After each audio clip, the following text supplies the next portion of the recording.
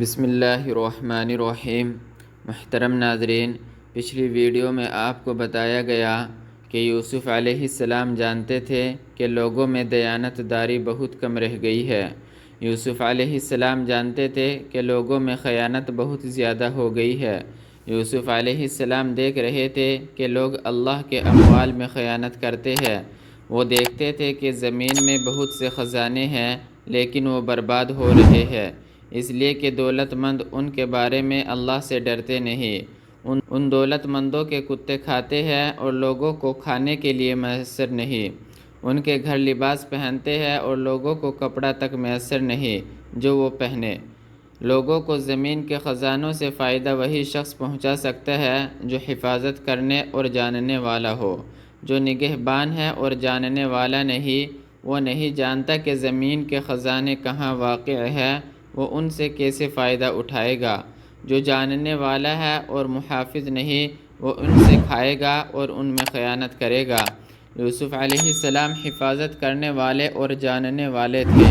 یوسف علیہ السلام یہ نہیں چاہتے تھے کہ دولت مندوں کو یوں ہی چھوڑ دے کہ وہ لوگوں کے مال ہڑپ کرتے پھرے۔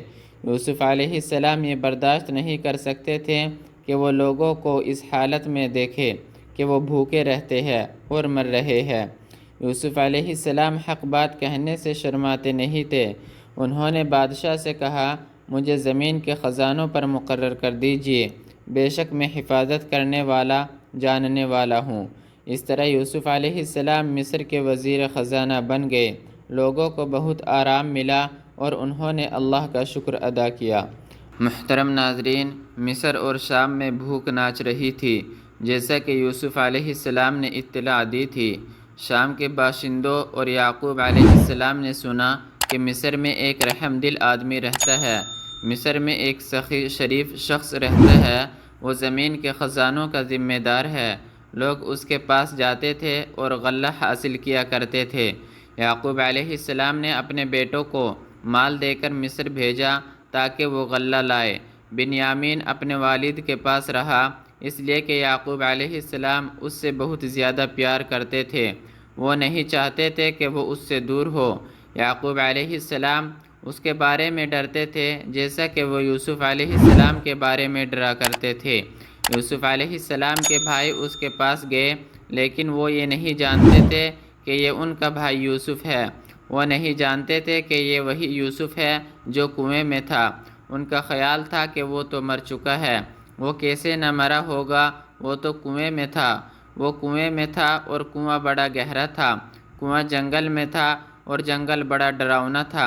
یہ رات کا وقت تھا اور رات بڑی تاریک تھی۔ یوسف علیہ السلام کے بھائی آئے اور اس کے پاس اندر داخل ہوئے۔ آپ نے انہیں پہچان لیا اور وہ اسے نہ پہچان سکے۔ انہوں نے یوسف علیہ السلام کو اجنبی جانا، وہ اسے پہچانتے نہ تھے، لیکن یوسف علیہ السلام نے ان کو اجنبی نہ جانا بلکہ انہیں پہچان لیا۔ یوسف علیہ السلام نے پہچان لیا کہ یہ وہی لوگ ہیں جنہوں نے اسے کنویں میں پھینکا تھا۔ بلا شبہ یہ وہی لوگ ہیں جنہوں نے اسے قتل کر دینا چاہا تھا، لیکن اللہ نے میری حفاظت کی۔ لیکن یوسف علیہ السلام نے ان سے کچھ نہ کہا اور انہیں رسوا نہ کیا۔